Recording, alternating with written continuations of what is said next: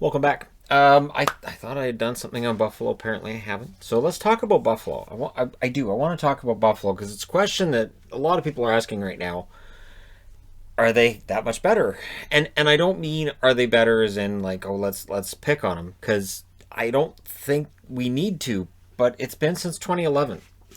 2011, the last time they were in the playoffs. So if you're a 10-year-old kid right now, you don't remember them being in the playoffs. If you're 11, you might. If you're 12, it's possible. If you're 20, you're probably depressed thinking about how old you were the last time they were in the playoffs. So it's understandable that people would look at the Buffalo Sabres and say, yeah, they look better. We're going to wait. We're going to wait. It's not a matter of people just piling on. I think it's just a matter of Buffalo finding ways to mess things up. We've been here. We've been here for a very long time. And yes, they should be able to turn things around this year on paper. They still have $3.5 million in cap space, which is good. That means they can still add if they want to. They could go out and add a Vatanen to that blue line if they wanted to, if they needed to, which they don't. I'm just saying financially, they could. And find a taker for one of the other contracts they have that's expiring next year. So I wanted to take a look at that too, because it feels like this team is built to go for it right now, to go for the playoffs. And playoffs is the key. Kevin Adams, brand new GM, wants to make sure that this is a team that's going to surprise people. And this is a team that's going to surprise people for the better. This is a team that's got off to good starts this past season and the year before. And now they have these colors back in this look, right? So this CCM that I'm wearing right now, there'll be an Adidas version of this in my collection at some point. I don't know when. I'm not overly worried. But the retro reverses have just wiped all that out. Now the reverse retro Buffalo, that's gorgeous. But anyways, $3.5 million in cap space, no playoffs since 2011. And let's take a look at the roster. So you've got down the left, you've got Hall and Skinner as your top two. That's the best top two they've had on the left side, I'll say, in a long time. It is. And I know the debate will be about whether or not Hall's a great player. He doesn't have to be. He doesn't have to be the man in Buffalo. That's Eichel's job. Hall is a secondary player behind Eichel. Playing on his line, in all likelihood, that's good. The worst case scenario, he's on a line with Eric Stahl. That's not too shabby either. But Skinner likely gets paired with Stahl for obvious reasons. They know each other from Carolina. That's huge. Gergensons, Rotsalainen, Asplund, and I've got Paderka on there. I know he hasn't signed a contract. I know he's not going to push for a job right away, right? I do hope he gets there. But anyways, it's not bad. Rotsalainen has had a very strong start to his season in Europe. You have to think he's going to be given a shot at maybe that third line job. Maybe Gergensons ends up on the fourth line. It's not bad. Down the middle, completely revamped. Eichel, and then behind him you'd have Stahl, you'd have Eakin. And then does Mittelstadt end up down the middle on that fourth line? Casey Mittelstadt is this incredible wild card now. So he's been a disappointment for the last 2 years. And I don't think I'm talking out of turn to say it. Compared to what the expectation was for Mittelstadt, it just hasn't worked out yet. He's young enough that it can, but does it? Pekar, Ogilvy, and there's Cousins. Notice I don't even have Cousins in the top four. There's a reason for that. So let's say Cousins comes in and forces himself into that third spot, and Eakin ends up in the fourth spot. Or maybe Eakin ends up on the wing. Cousins could very well end up on the wing as well. But you have a lot of good, talented players here. Casey Mittelstadt could find himself on the outside. He could. And if Mittelstadt doesn't crack this roster, I think if you're Kevin Adams, you just look to see if you can move him. Is there a market for him? Because sending him to the minors right now, it just... I mean, you know that he's not going to be protected then for the Seattle draft. And, you at least angle him out there and see, is anybody going to take him? But Cousins could be the huge wow factor this team has coming in that we aren't even factoring into this. Because everybody's so focused on Hall and Stahl, which rhymes, they're not focused on Cousins. Right? Down the right side, this could get interesting too. You've got Reinhart and Olofsson. That's your top two. Yes, 100%. Then you've got Thompson, Okposo, Reeder. Reeder probably bumps Okposo out of there. That $6 million contract in Buffalo, similar in its effect on the Buffalo Sabres as the Eriksson contract in Vancouver. The difference being they have the cap space and they don't really have any kind of massive issue coming unless Dahlin wants to get paid big money, which he could. We'll get to him. So Reeder, I think, was a really solid addition for their penalty kill. And then there's Jack Quinn. They've signed Jack Quinn to his entry-level contract. He'll get a look at least in training camp. And if he looks good, it's going to be tempting to keep him around. It'd be very, very tempting to keep him around.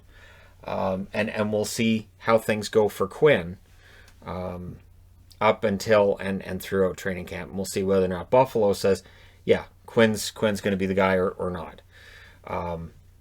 And keep in mind that with junior hockey kind of being all over the place depending on which league you're in, yeah, that's something that teams may make different decisions this year than we would normally see them make.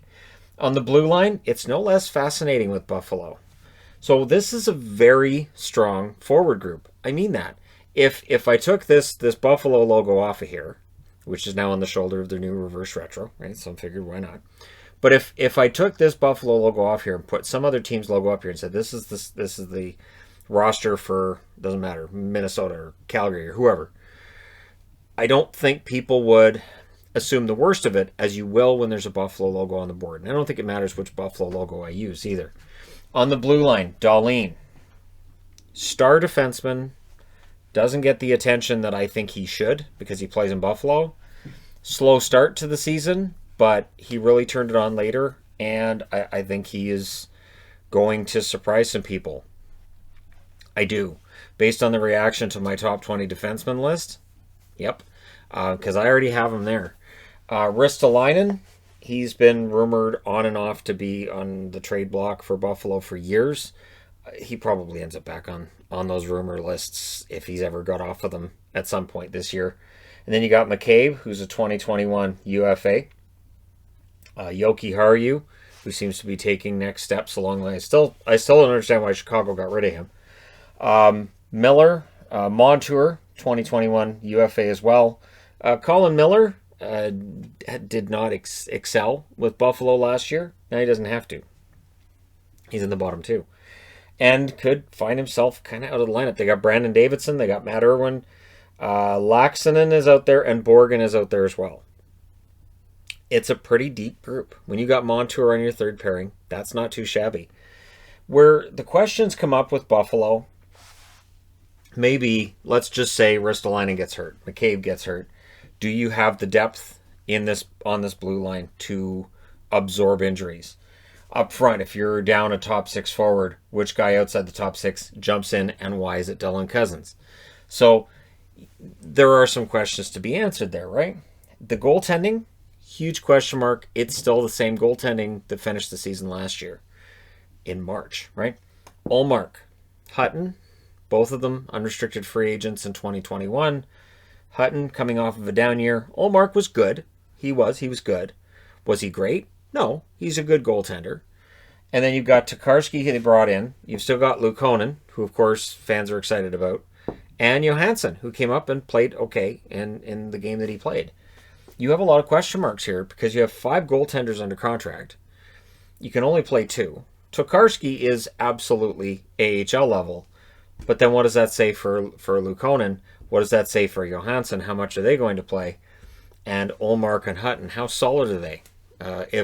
If Kevin Adams gets an offer for Carter Hutton, does he jump at it?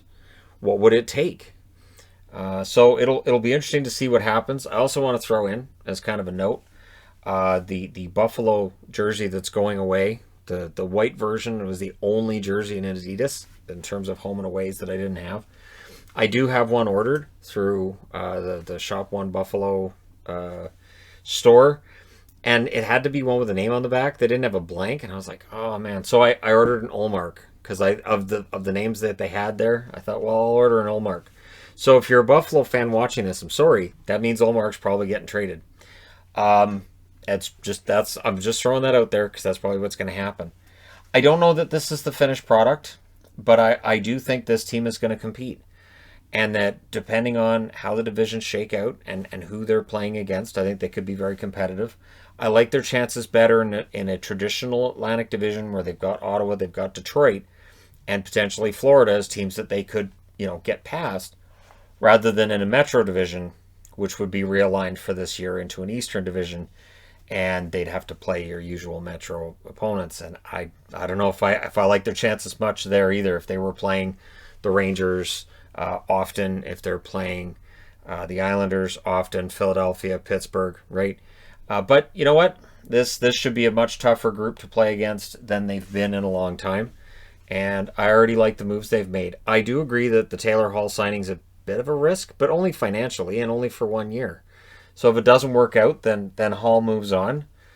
And I agree with Nick Kyprios too, that he said, there's more to it than just it's a 1 year contract. If it doesn't work out for Hall in Buffalo, that's gutting for him and for his career, because how many teams will he have gone through at that point? How many places will he have gone? He's got to make it work in Buffalo. So I don't disagree with that, and we'll see what happens. Let me know what you guys think in the comment section below regarding the Buffalo Sabres and what kind of season they might have this year, and are they better, or is it going to be more of the same? Let me know what you guys think in the comment section below as always. Don't forget to hit like and subscribe if you're browsing your way through, you just happened upon this video. Thank you guys so much for watching, for all your support. I'll talk to you again soon.